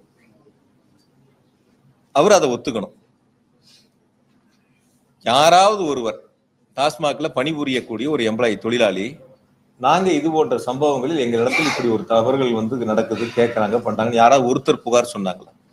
அரசியலுக்காக அரசின் மீது புழுதி வாரி தூற்ற வேண்டும் என்ற ஒரு தீய நோக்கத்தோடு எதிர்க்கட்சி தலைவர், அரசின் மீது குற்றச்சாட்டுகளை சொல்ல முடியாதவர், இது போன்ற ஒரு முன்னெடுப்புகளை எடுப்பதற்கு முயற்சி எடுக்கிறார். எனக்கு தெரியும், என்னை பத்தி என்னுடைய மக்களுக்கும், என்னுடைய தொகுதி மக்களுக்கும், மாவட்ட மக்களுக்கும் நான் எப்படிப்பட்டவன் என்று, எப்படி மக்களிடத்தில் பழகுகிறேன் என்று என்னுடைய தலைவருக்கு தெரியும். என்னுடைய குணங்கள் என்ன, என்னுடைய செயல்பாடுகள் என்னன்னு சொல்லி இவர் எனக்கு சான்றிதழ் கொடுக்க வேண்டியதில்லை. இவர் அப்படி இருந்தா இவரே வழக்கு தாக்கல் செய்யலாம். இது போன்ற தவறுகள் நடக்குது, இவரே வழக்கு தாக்கல் செய்யலாம். அதுக்கு நீதிமன்றம் நடவடிக்கை எடுக்கும். அதை விட்டுட்டு பொது வெளியில உண்மைக்கு மாறா தவறான ஒரு செய்தியை அவதூறு பரப்பக்கூடிய இடங்கள்ல அவர் முன்னெடுப்பாரு. அதுக்கு இன்னொரு அரசியல் கட்சி முன்னெடுக்கும். அதுக்கு ஒரு பாட்டு பாடுவாங்க. இதுல ஏதாவது ஒரு சம்பவம் தெரியுமா? அந்த பாட்டு பாடினவர் ஏதாவது இது மாதிரி இப்படி ஒரு சூழல் கீழே இருக்குன்னு ஏதாவது தெரியுமா? போன 5 வருஷம் என்ன நடவடிக்கை எடுத்தாங்கன்னு தெரியுமா? இந்த 5 வருஷம் என்ன நடவடிக்கை எடுத்திருக்குன்னு நேற்று பாட்டு பாடின அரசியல் தலைவருக்கு தெரியுமா? எதுவுமே பொதுவெளியில என்ன நடக்குதுன்னே தெரியாதவங்க ஏதோ கொடுக்கறத அந்த இடங்கள்ல ஒரு பாட்டா பாடி பண்ணணுங்கிறதுல மொத்தம் 19 நிமிஷத்துல 10 நிமிஷம் பேசிட்டு இப்ப இது போன்ற ஒரு பேர் இழப்பை உருவாக்கி இருக்காங்க. அதனால நான் இன்னும் கூட சொல்றேன். நான் அதுல அந்த போடப்பட்ட இப்ப வழக்கு ஒண்ணு போட்டிருக்காங்க. அது நீதிமன்றத்துல இப்ப விசாரணையில இருக்கு. மொத்தம் அதுல போட்டதே 41 வழக்கு. ஏற்கனவே இது போன்ற புகார்கள் வழக்கு பதிவு செய்யப்பட்டது. அதுல 34 வழக்கு கடந்த அதிமுக ஆட்சியில போட்டது. இடி எடுத்திருக்கிற கேஸ்ல 34 கேஸ் போனா அதிமுக ஆட்சியில போடப்பட்ட கேஸ். 7 கேஸ் தான் 2021 பிறகு திமுக ஆட்சியில போடப்பட்ட கேஸ். ஆனா விசாரணை போன ஆட்சியை பத்தி விசாரிக்காம இப்ப இருக்கக்கூடிய நிகழ்வு மட்டும் விசாரிப்பதாக நீதிமன்றத்துல வழக்கு. நீதிமன்ற வழக்கு முடியிட்டு இது சம்பந்தம் இன்னும் முழு விவரங்களை சொல்றேன். நீங்க அந்த கருத்தை கேட்டதுனால என்ன நடவடிக்கைகள் எடுக்கப்பட்டிருக்கு, 2 மடங்கு அது மீது கடுமையான நடவடிக்கை எடுக்கப்பட்டு துரிதமாக நிர்வாகம் செயல்பட்டிருக்கு. வரக்கூடிய நாட்களில் இது போன்ற தவறுகள் இருக்கக்கூடாதுங்கிறதுக்காக தான் இந்த மாதிரி கடுமையான நடவடிக்கைகள் எடுக்கப்பட்டிருக்கு. அதனால அரசு நிர்வாகத்தை பொறுத்தவரை எதிர்கட்சிகள் சொல்லக்கூடிய குற்றச்சாட்டுகள் மக்களிடத்தில் எடுபடாமல், மக்கள் அதை ஏற்றுக்கொள்ள முடியாத சூழலில் அரசின் மீது அவதூறு பரப்ப வேண்டும், தனிப்பட்ட முறையில் காழ்ப்புணர்ச்சி காரணமாக விமர்சனங்களை முன்வைக்க வேண்டும் என்பதற்காக பொதுவெளியில் சொல்லக்கூடிய கருத்துக்களை மக்கள் ஒருபோதும் ஏற்றுக்கொள்ளக்கூடிய மனநிலையில் இல்லை. அதை மக்கள் தெளிவாக உணர்ந்திருக்கின்றார்கள். அது அரசியல் இயக்கங்கள் உணராமல் மீண்டும் மீண்டும் ஒரு பொய் செய்தியை முன்னெடுப்பதற்கு முயற்சி செய்கிறார்கள்.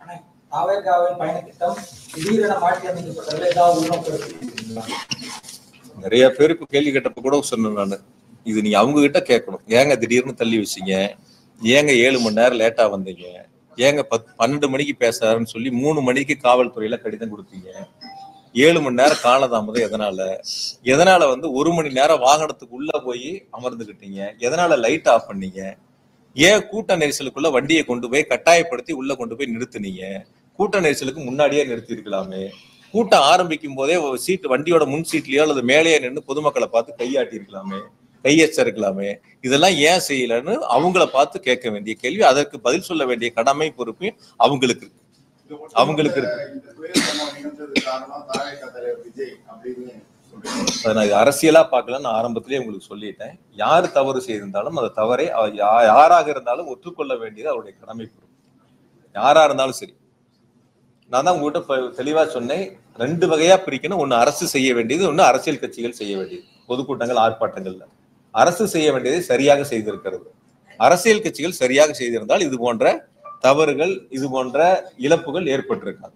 அதுலதான் நான் ரொம்ப தெளிவா சொல்றேன்.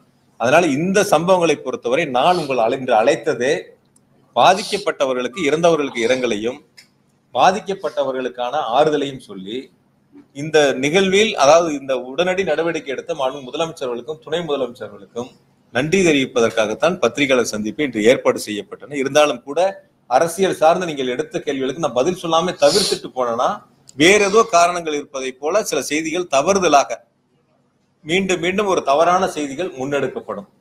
ஆகையால இப்ப சமூக வலைத்தளங்கள்ல வரக்கூடிய பதிவுகள் நீங்க கேள்வியா கேட்பது கூட, அந்த சமூக வலைத்தளங்கள் பதிவிடக்கூடியவர்கள் விசாரணை ஆணையத்தின் முன்பு அவருடைய ஆதாரங்களை கொடுத்து இது போன்ற தவறுகள் இருக்கிறது என்று சொன்னால் விசாரணை ஆணையம் தெளிவாக விசாரித்து நடவடிக்கை எடுப்பதற்கு ஏதுவாக இருக்கு.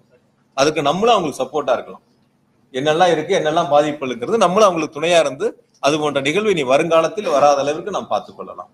ஏன்னா இந்த நிகழ்வு என்பது கரூரில் மட்டும் நடைபெற்ற ஒரு நிகழ்வு அல்ல, தொடர்ந்து நடைபெற்ற நிகழ்வு. நாமக்கல்லா இருக்கட்டும், திருச்சியா இருக்கட்டும், அரியலூரா இருக்கட்டும், நாகப்பட்டினம், திருவாரூரா இருக்கட்டும், எல்லா இடங்கள்லயும் இது போல பாதிக்கப்பட்டு மருத்துவமனையில் அனுமதிக்கப்பட்டிருக்காங்க. அதுதான் நேற்று ஏடிஜி சார் ரொம்ப தெளிவா சொன்னாரு. எவ்வளவு பேர் எந்தெந்த, நான் வேணா கூட அந்த பட்டியலை உங்களுக்கு நான் சொல்றேன். நான் யாரு எவ்வளவு பேர் எந்தெந்த ஊர்ல பாதிக்கப்பட்டு மருத்துவமனையில அனுமதிக்கப்பட்டு சேர்க்கப்பட்டாங்கிறத நான் உங்களுக்கு பட்டியலாவே சொல்றேன். நான் எந்தெந்த ஊர்ல எவ்வளவு பேருங்கிறதுல அதுல இருக்கக்கூடியவங்க எல்லாருமே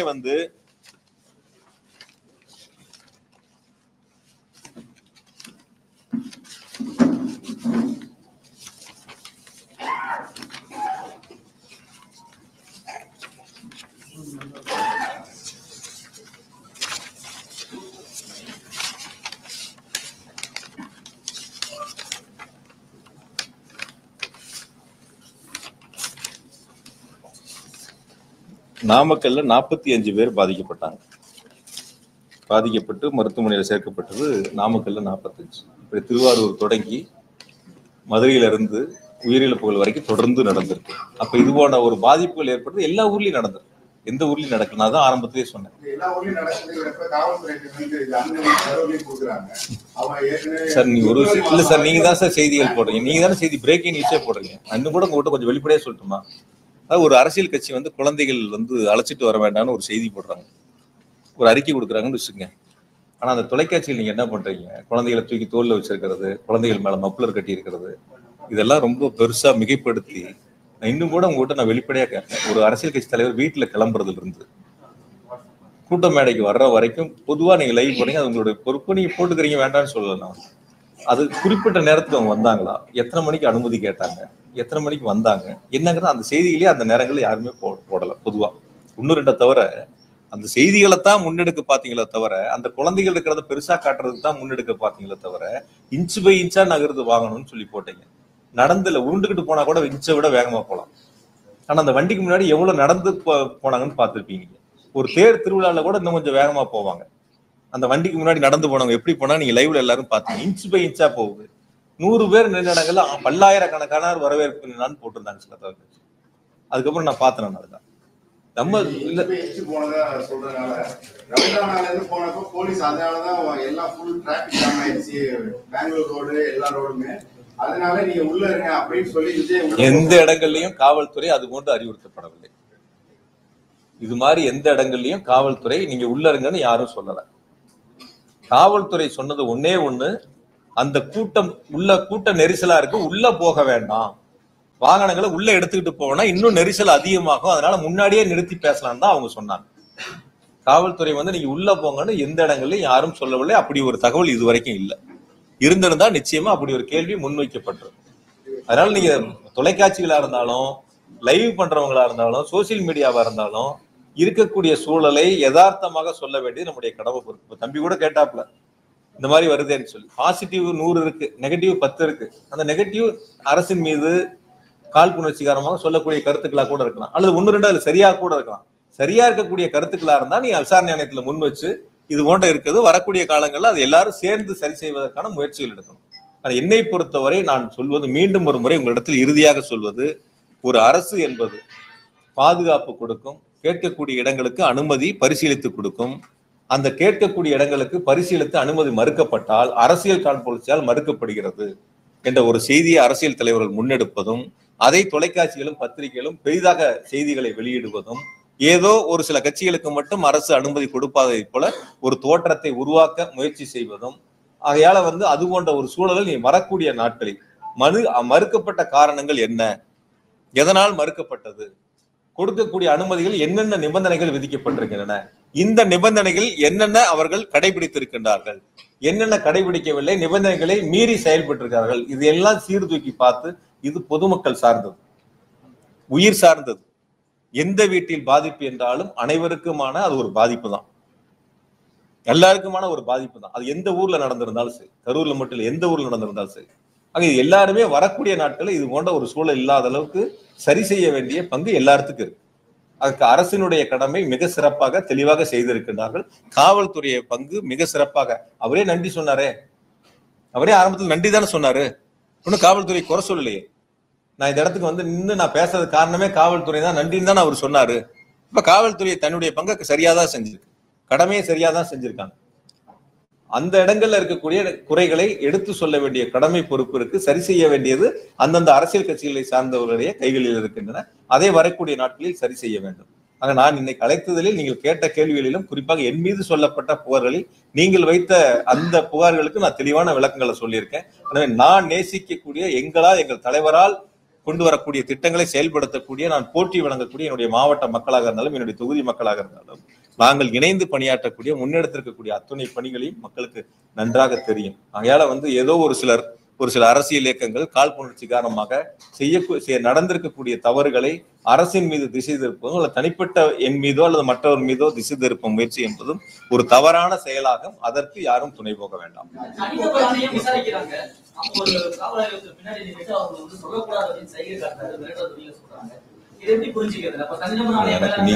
நீங்க சொன்ன வீடியோ நான் பார்க்கல, அது எந்த இடத்துல நடந்துச்சுன்னு எனக்கு தெரியல. அப்படியா, எனக்கு அப்படி இருந்துச்சுன்னா நீங்க எனக்கு அனுப்பிச்சு விடுங்க. நான் காவல்துறை காவல் ஆய்வாளர் இது மாவட்ட காவல் கண்காணிப்பு அனுப்பிச்சு விட்டு அது யாருன்னு பார்க்க சொல்றேன். அஜித்குமார் கொலை வழக்குல தமிழ்நாடு முதலமைச்சர் உடனே சிபிஐக்கு மாற்றினாங்க. இது அதே மாதிரி நிறைய சந்தேகங்கள், உடற்கூறு ஆய்வு அவசரங்கள் செய்யப்பட்டது, இதை சிபிஐக்கு மாற்ற சொல்லி சார், அது சம்பந்தமானது எல்லாம் நேற்று தெளிவா அரசு கூடுதல் தலைமைச் செயலாளரும் ஏடிஜிபி சார் உள்ளிட்ட அரசு துறை செயலாளர்கள் எல்லாம் தெளிவான விளக்கங்கள் கொடுத்துட்டாங்க. மிக தெளிவான விளக்கங்கள் நேற்று முழுவதுமாக கொடுக்கப்பட்டிருக்கின்றன. எனவே இன்று சொல்லப்பட்டிருக்கக்கூடிய கருத்துக்களில் நான் முன்வைத்திருக்கக்கூடிய நீங்கள் கேட்ட கேள்விகளில் மிக தெளிவான விளக்கங்கள் இருக்கின்றன. எனவே என்னை பொறுத்தவரை இனிமேல் வரக்கூடிய நாட்களில் எந்த தொலைக்காட்சியிலும் பத்திரிகையிலும் சீர்தூக்கி பார்த்து இடங்கள் ஒதுக்கப்பட்டதில் தொடங்கி பாதுகாப்புகள் வரை அரசினுடைய நடவடிக்கை சிறப்பாக இருக்கிறது என்பதையும் கவனத்திலே கொள்ள வேண்டும். எந்த அரசியல்கள் கூட்டம் நடத்தினாலும் அவருடைய பங்கு என்பதை சொல்ல வேண்டிய கடமை பொறுப்பும் உங்களிடத்தில் இருக்கின்றன. இந்த அரசு இதை செய்யும், அரசியல் கட்சிகள் இதை செய்ய வேண்டும், அந்த கடமைகள் சரியாக நடந்ததா என்பதை ஒரு விவாதமாக எடுத்துக்கூட நீங்கள் அதனுடைய கருத்துக்கள் சொல்ல வேண்டியது உங்களுடைய பொறுப்பாக இருக்கலாம். ஆக நடந்திருக்கக்கூடிய சம்பவங்கள் ஒரு துயர சம்பவம். அந்த துயர சம்பவங்களில் இனி வரக்கூடிய நாட்கள் அது இது போன்ற துயரங்கள் இல்லாத அளவிற்கு அனைவரும் சேர்ந்து முன்னெடுக்க வேண்டும். எனவே மீண்டும் ஒரு முறை இப்படிப்பட்ட ஒரு துயர சம்பவத்தில் இரவோடு இரவாக கரூருக்கு வருகை தந்து ஆறுதலை சொல்லி அனைத்து நடவடிக்கைகளும் எடுப்பதற்கு பல்வேறு மாவட்டங்கள், திருச்சி மாவட்ட ஆட்சித்தலைவர், திண்டுக்கல் மாவட்ட ஆட்சித்தலைவர், பல்வேறு மாவட்டங்களிலிருந்து மருத்துவ குழுக்கள் அதற்கான முழு ஏற்பாடுகளையும் செய்த முதலமைச்சர் அவர்களுக்கும் துணை முதலமைச்சர் அவர்களுக்கும் மாவட்ட மக்களின் சார்பாகவும் எங்களது சார்பாகவும் நன்றியை இந்த நேரத்தில் தெரிவித்துக் கொள்கிறோம். அரசியல் இயக்கங்களை சார்ந்தவர்கள் வந்திருக்கின்றார்கள், நல்லெண்ணத்தோடு அவர்களுக்கும் இந்த நேரத்தில் நாங்கள் நன்றியை தெரிவித்துக் கொள்கின்றோம். இனி கரூர் மாவட்டம் என்பது இது போன்ற நிகழ்வு இல்லாத அளவிற்கு, தமிழ்நாடும் என்பது இது போன்ற நிகழ்வு இல்லாத அளவிற்கு அனைவரும் சேர்ந்து உருவாக்கப்பட வேண்டும். நிவாரணத்தை பொறுத்த வரைக்கும் சில நேரங்கள் நேற்று கூட சில நேரங்கள் சொன்னாங்க, பாதிக்கப்பட்ட அந்த கரூர் மாவட்டத்துல 41 பேர்ல 10 பேர் வேறு மாவட்டங்கள், கரூர் மாவட்டத்தை சேர்ந்தவங்க இறந்தவங்க 31 பேர். 31 குடும்பங்களுக்கும் நாங்களே நேரில் சென்று இரங்கலை சொல்லி அவர்களுக்கான அந்த உதவித்தொகை முதலமைச்சர்கள் கொடுத்த 10 லட்சம் ரூபாய்க்கான அந்த நிதி உதவியை வழங்கிவிட்டு வந்திருக்கின்றோம். அதனால யாருக்கும் அதுல பாக்கி இல்லை. இப்ப காயமடைந்தவர்களுக்கு நேற்று 5 பேருக்கு கொடுத்திருக்கிறோம். மீதி இருக்கிறவங்களுக்கு இப்ப தயார் பண்ணிருக்கோம். ஒரே ஒரு கேள்வி முக்கியமா இறுதியா, இதற்கு முன்பு நடந்த சம்பவம் கள்ளச்சாராயம் மற்ற சம்பவத்துல அதிகாரிகள் மாற்றப்பட்டாங்க, அவர்கள் பணியிடை நீக்கம் இதெல்லாம். இந்த சம்பவத்துல இந்த தடுத்துக்கலாம் எல்லாரும் சொல்றாங்க. சரி, நீங்க ஒரு விஷயம் எல்லாரும் சொல்றாங்க. எல்லாரும் யாருங்க? இதை தவறாவே சொல்லிட்டு இருக்கீங்க. எல்லாரும் யாருங்க? எல்லாரும் நீங்க ஒரு விஷயம் புரியுங்க. எல்லாரும் சொல்றாங்க உங்களுக்கு வேண்டியப்பட்டவங்க பிஜேபி சார்ந்தவங்க, அதிமுக சார்ந்தவங்க, டிவிகே சார்ந்தவங்க, இந்த மாதிரி ஒரு அரசியல் கட்சியை சார்ந்தவங்க சொல்ற கருத்துல எல்லாருமா? எல்லாருன்னா யாரு? மக்கள் தாங்க எல்லாரும். எல்லாரும் சொல்றாங்க. நீங்க சமூக வலைத்தளத்துல பாருங்க, டிவி விவாதத்துல பாருங்க, பொதுமக்கள் சொல்லக்கூடிய கருத்துக்கள் பாருங்க, எவ்வளவு பேர் என்னென்ன சொல்லியிருக்கான்னு பாருங்க. நீங்க அதாவது என்னன்னா பொதுவா என்ன ஒரு லோக்கல் பொதுவா நீங்க என்ன எடுத்துக்கிறீங்கன்னா இப்ப தம்பி கேட்ட மாதிரிதான் 10 பேர் ஒரு நெகட்டிவா சொன்னாங்கிறது அது ஒரு செய்தியாக கூட நீங்க அது ஒரு கேள்வி எடுக்கிறங்கிறது அது இருந்தா கூட நாங்க சரி செய்யணும்னு தான் சொல்றோம். 10 பேர் சொல்லக்கூடிய கருத்தா இருந்தாலும் நாங்க செவி சாய்க்கணும் தான் சொல்றோம். அது எடுத்து நடவடிக்கை எடுக்கணும் தான் சொல்றோம். அதுல அரசு எந்த விதமான மாற்று கருத்தை நாங்க சொல்லல. அதனால எல்லாரும் சொல்றாங்க அப்படிங்கிறதே ஒரு அரசியல் கட்சி சொல்லக்கூடிய கருத்துக்கள், ஒரு அரசியல் கட்சி சார்பாக முன்வைக்கக்கூடிய கருத்துக்கள் எல்லாருடைய கருத்துக்கள் அல்ல. அது அவர்களுக்கான கருத்துக்கள். அது அவருடைய பங்கா இருக்கலாம். அது அவங்க நம்ம பாராட்டணும்னு நினைக்கிறது நம்மளுடைய தவறு. அது எப்படி ஒரு எதிர்கட்சி நம்மளை பாராட்டுவாங்க? எப்படி ஒரு எதிர்கட்சி இது சிறப்பா செஞ்சாங்கன்னு எப்படி சொல்லுவாங்க? அவங்க அந்த இடத்துல அரசியல் செய்யணும், அதுக்கான கருத்துக்களை அவங்க முன்னெடுப்பாங்க. அதுதான் இருக்கக்கூடிய ஒரு யதார்த்தமான சூழல். அரசு எந்த அளவுக்கு செயல்பட்டது, முதலமைச்சர் எந்த அளவுக்கு விரைந்து நடவடிக்கை எடுத்தாங்க, இதுல அரசினுடைய பங்கு எந்த அளவுக்கு மிக சிறப்பா இருக்கு, எந்த அளவுக்கு மக்கள் பாதிக்கப்பட்ட மக்களுக்கு உரிய நேரத்துல அரசு உதவிகளை செய்தது என்பதுதான் நீங்க முதல்ல நின்று கவனிக்க வேண்டிய ஒரு பங்கு. எதனால் இந்த நிலைமை ஏற்பட்டது, யாரால் இந்த நிலைமை ஏற்பட்டது, யாரிடத்தில் இந்த கேள்விகளை கேட்கணும். 5 கேள்வி முன் வச்சிருக்கணும். அங்க 12 மணிக்கு கூட்டம் அறிவிச்சு 3 மணிக்கு லெட்டர் கொடுத்துருக்கீங்க. நீங்களே பவரை கட் பண்ணி சொல்லி லெட்டர் கொடுத்துருக்கீங்க. ஆனா நீங்களே 7 மணி நேரம் லேட்டா வந்திருக்கிறீங்க. லேட்டா வந்தது இல்லாம 500 மீட்டருக்கு முன்னாடியே வண்டிக்குள்ள போயிட்டீங்க. 500 மீட்டர் வரைக்கும் வண்டிக்கு வெளியில வரல, வண்டிக்கு மேலையும் வரல. கூட்ட நெரிசல் இருக்குன்னு காவல்துறை சொல்லியும் வண்டி உள்ள கூட்ட நெரிசலுக்குள்ள வண்டியை கொண்டு போய் உள்ள சேர்த்திருக்கிறீங்க.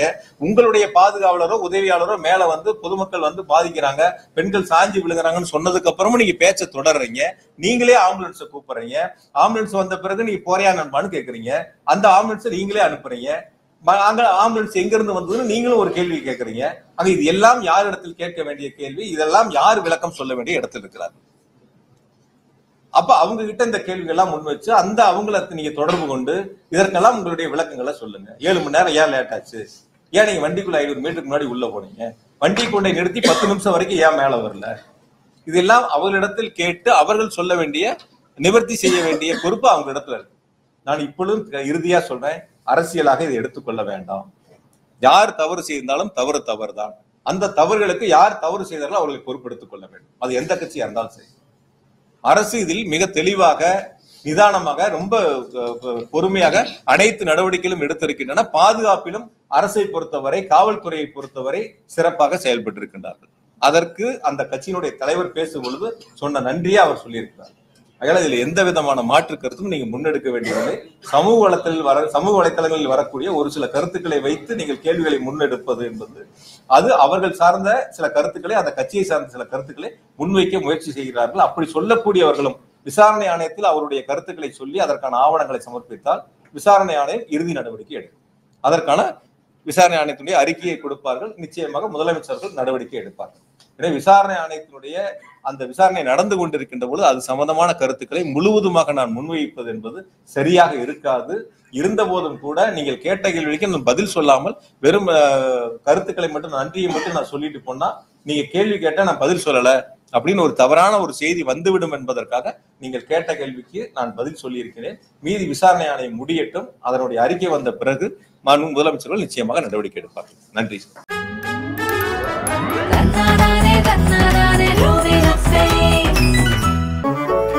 மின்னம்பலம்.com தமிழின் முதல் மொபைல் பத்திரிகை.